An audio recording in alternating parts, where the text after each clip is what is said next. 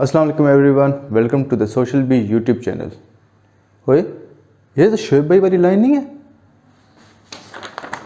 ओए स्क्रिप्ट कौन लिख रहा है यार।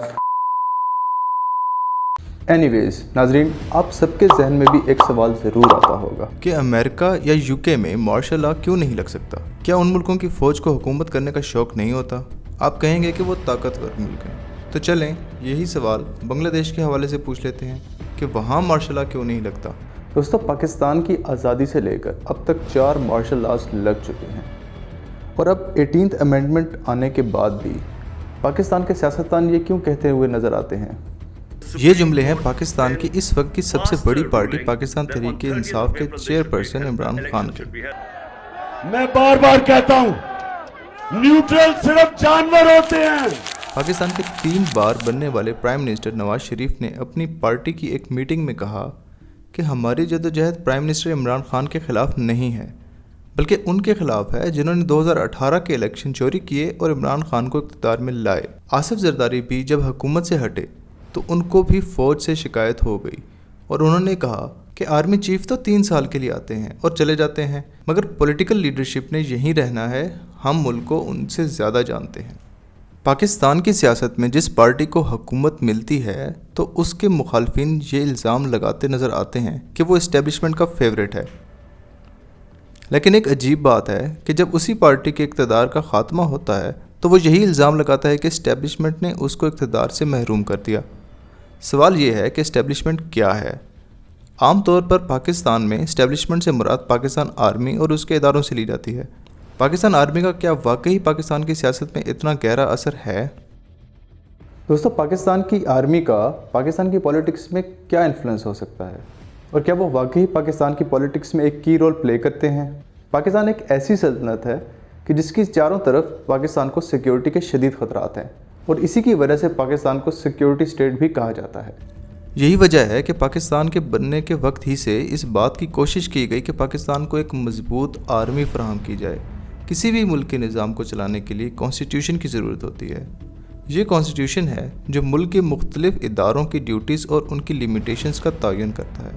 अगर पाकिस्तान आर्मी का स्ट्रक्चर देखा जाए तो उसका सरबराह चीफ ऑफ आर्मी स्टाफ होता है, जो कि सिविलियन गवर्नमेंट के सरबराह यानी वज़ीर आज़म के अंडर होता है। आर्मी चीफ की तैनाती प्राइम मिनिस्टर ऑफ पाकिस्तान के सिग्नेचर से होती है। आर्मी चीफ के बाद आर्मी के ही 2 मजबूत विंग्स हैं, जिनमें से एक 111 ब्रिगेड है जबकि दूसरा ISI है। पाकिस्तान के वज़ीर-ए-आज़म की सिक्योरिटी की ज़िम्मेदार यही 111 ब्रिगेड होती है। दुनिया की बड़ी से बड़ी ताकतों के गवर्नमेंट ऑफिशियल्स की सिक्योरिटी को देखा जाए तो उनकी सिक्योरिटी उनकी अपनी सिक्योरिटी एजेंसीज के ज़ेरे एहतमाम होती है, मगर पाकिस्तान में आर्मी को ये इजाफी ज़िम्मेदारी भी संभालना पड़ती है। यही वजह है कि पाकिस्तान के हर सिविल सरबराह के पीछे एक आर्मी मैन उसकी सिक्योरिटी के लिए हर वक्त तस्वीरों में नज़र आता है। मगर ऐसा लगता है कि आर्मी सिर्फ सिविल हुक्मरानों को सिक्योरिटी ही नहीं फराहम करती बल्कि उनकी जासूसी भी करती है ताकि ज़रूरत पड़ने पर उनसे अपनी मर्ज़ी के फ़ैसले ले सकें। नाज़रीन, पाकिस्तान में अब तक कुल 4 मार्शल लॉज लग चुके हैं। 1958, 1969, 1977 और 1999 में फ़ौज ने सिविल हुकूमत को ख़त्म करके मुल्क के कॉन्स्टिट्यूशन को मुअत्तल करके मार्शल लॉ लगाया। 1958 में पाकिस्तान के प्रेसिडेंट सिकंदर मिर्ज़ा थे और उनके बारे में कहा जाता है कि वो एक पावर लवर इंसान थे। मगर पाकिस्तान के पहले इलेक्शन के बाद जब उन्होंने देखा कि वो अपनी अक्सरियत खो रहे हैं तो उन्होंने एक इंतहाई कदम उठाया। उन्होंने उस वक्त के chief of army staff general Ayub Khan को 9 जून 1958 को उनके ओहदे की मियाद ख़त्म होने के बाद एक्सटेंशन दे दी, जिसके बाद 7 अक्टूबर 1958 को उन्होंने अयूब खान को chief marshal law administrator appoint कर दिया। फिर क्या होना था? सिर्फ 20 दिन बाद जनरल अयूब खान ने 111 ब्रिगेड की मदद से सिकंदर मिर्ज़ा से रिज़ाइन लिया और फिर इक़्तिदार पे आ गया भूट सलाम साहब। उस वक्त के मार्शल लॉ की जो बड़ी वजूहात बयान की गईं उनमें एक सबसे बड़ी वजह तो ये थी कि असम्बली किसी वज़ीर आज़म का इंतखाब करने में नाकाम रही। दूसरी बड़ी वजह यह बयान की जाती है कि मरकज़ में मुल्क के हर सूबे को इक्वल नुमाइंदगी का हक़ दिया गया था, जबकि ईस्ट पाकिस्तान का ये मुतालबा था कि वो मुल्क की आबादी का 56% हैं, इस वजह से उनका शेयर बढ़ाया जाए। इसके अलावा उस वक्त 1956 के कॉन्स्टिट्यूशन में 1 यूनिट फार्मूला भी दिया गया था, जिसके तहत वेस्ट पाकिस्तान के चारों सूबों को मिलाकर 1 यूनिट करार दिया जाए। ویسٹ پاکستان کو اس فارمولے سے شدید اختلاف تھا اور ہونا بھی چاہیے تھا۔ ملک کے اندر سیاسی انتشار کی وجہ سے عوام کا حکومت پر سے ٹرسٹ ختم ہو گیا تھا۔ یہ سب ایسے حالات تھے جن کے بعد آرمی کو کانسٹیٹیوشن کو معطل کرنا پڑا۔ اس کے بعد دوسرا مارشل لا 25 مارچ 1969 میں جنرل یحییٰ خان نے لگایا تھا۔ یہ martial law General Ayub Khan کی حکومت کو ختم کر کے لگایا گیا تھا۔ اس مارشل لا سے پہلے بھی ملک کے سیاسی حالات تنزلی کا شکار تھے اور ایک بار پھر ملک کے حالات ویسے ہی ہو گئے جیسے پہلے مارشل لا کے وقت تھے۔ اسی وجہ سے ملک کی سٹیبلٹی کو بچانے کے لیے جنرل یحییٰ خان کو یہ سٹیپ لینا پڑا۔ سر ٹیکنیکلی جنرل یحییٰ نے جنرل ایوب خان سے کہا جان دیو ساڈی واری آن دیو۔ 1977 میں بھی ذوالفقار علی بھٹو کی پارٹی نے الیکشن میں نیشنل اسمبلی کی 200 میں سے 154 سیٹس پر کامیابی حاصل کی، جبکہ ان کے مخالفین پاکستان نیشنل الائنس نے اس الیکشن میں صرف 38 سیٹس پر کامیابی حاصل کی۔ پی این اے نے الیکشن کے ان نتائج کو تسلیم کرنے سے انکار کیا، بلکہ پاکستان پیپلز پارٹی پر بدترین دھاندلی کا الزام بھی لگایا۔ مگر مذہبی جماعتوں پر مشتمل پی این اے نے ملک گیر احتجاج کی کال دے دی اور ملک کے حالات خراب ہونے لگے، جس کو سنبھالنے کے لیے ذوالفقار علی بھٹو کو ملک میں ایمرجنسی نافذ کرنی پڑی۔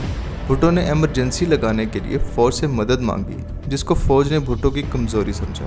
اس موقع پر اس وقت کے آرمی چیف جنرل ضیاء الحق نے آپریشن فیئر پلے کے نام سے ایک آپریشن کیا اور 111 بریگیڈ کی مدد سے بھٹو اور تمام سیاسی لیڈرز کو جیل میں ڈال کر ملک پر تیسرا مارشل لا لگا دیا، اور اس طرح ایک دفعہ پھر آرمی اقتدار میں آ گئی۔ یار وہ پالش اٹھا لا، بوٹ چمکانے کا ٹائم دوبارہ آ گیا۔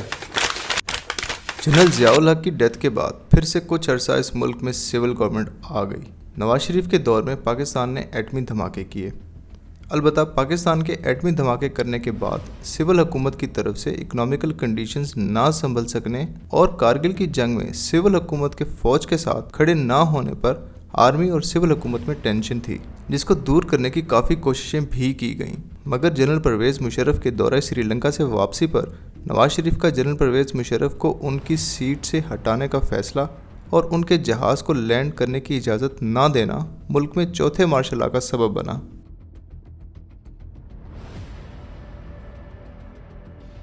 وہ چل یار، اس دفعہ نا پالش کا پورا ڈبہ اٹھا کے لانا پڑے گا، اور یہ جنرل اتنے جلدی نہیں جانے والا۔ اس طرح 1999 میں نواز شریف کی حکومت کو ختم کر کے 111 بریگیڈ نے اقتدار جنرل پرویز مشرف کے حوالے کر دیا۔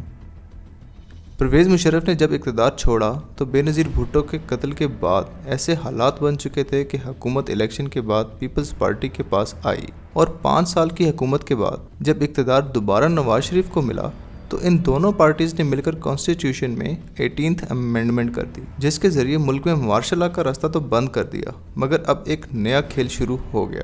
Now that you know what's been happening in the past, this takes us to the present scenario. اب ایک نئی پارٹی پاکستان تحریک انصاف کے بارے میں کہا جانے لگا کہ وہ فوج کی بی ٹیم کی صورت میں سامنے آئی ہے۔ 2018 کے الیکشن میں پی ٹی آئی سادہ اکثریت لے کر الائنس کی مدد سے حکومت بنانے میں کامیاب ہو گئی، جبکہ دوسری طرف نواز شریف کو تاعمر نااہل کر دیا گیا، جس کے بارے میں بھی نواز شریف کا یہ الزام ہے کہ یہ فیصلہ بھی عمران خان کو حکومت میں لانے کے لیے کیا گیا، اور الزام ایک بار پھر آرمی پر لگا۔ اور پھر عمران خان نے اقتدار میں آ کر یہی کہا کہ وہ اور آرمی ایک پیج پر ہیں۔ جنرل باجوہ کی ایکسٹینشن اور ہر جگہ ان کو عمران خان کے ساتھ دیکھ کر پہلی بار پاکستانی عوام کو لگا کہ 75 سالوں میں پہلی دفعہ سول اور ملٹری ایک ساتھ ہیں۔ مگر پھر عمران خان کا رشیا سے واپس آنا اور ان کے لہجے میں آرمی کے لیے تلخی ہونا دوبارہ سے تاریخ کو دہرانے لگا، یہاں تک کہ تحریک عدم اعتماد سے عمران خان کو اقتدار سے الگ کر دیا گیا۔ اگر پاکستان کے موجودہ نظام پر نظر ڈالی جائے تو محسوس ہوتا ہے کہ ہر شعبے کو چلانے والا ایک ندیدہ ہاتھ ہے، جس کو ایجنسی اسٹیبلشمنٹ کچھ بھی کہا جا سکتا ہے۔ لیکن حقیقت میں چاہے پاکستان میں عدلیہ کا شعبہ ہو جہاں کا سربراہ چیف جسٹس ہوتا ہے، یا انتظامیہ یعنی پولیس کا معاملہ ہو جس کا سربراہ آئی جی ہوتا ہے، ہر جگہ اسٹیبلشمنٹ کا انفلوئنس موجود ہے۔ یعنی بات سول حکومت کی ہو تو اس کا بننا یا ٹوٹنا، دونوں صورتوں میں سیاستدان آرمی کے انفلوئنس کو قبول کرتے ہیں۔